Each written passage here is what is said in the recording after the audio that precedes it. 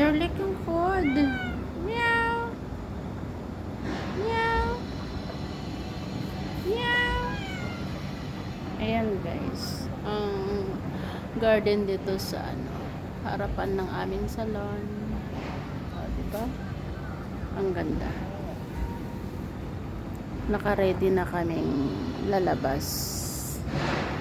Pauwi na. Namumulaklak yung mga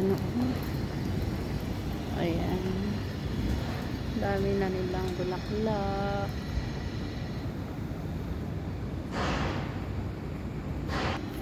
Ayan guys, ipakita ko sa inyo ang bulaklak ng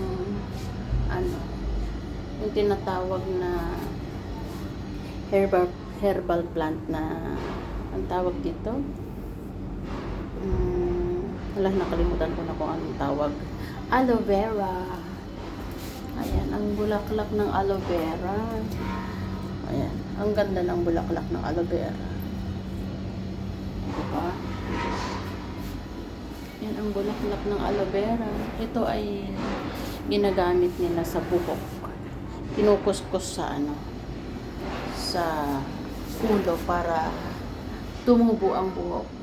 Yung mga naglalagas ng buhok, yan po ang sekreto para tumubo ang iyong buhok. Yung mga dyan, manipis ang buhok, pwede nyong i-try nyo yan guys. Mabisa ito na gamitin para tumubo ang iyong buhok, yung mga maninipis ng buhok dyan. Magtanim kayo para meron kayong gagamitin para sa inyong buhok. O, diba? Ayan guys.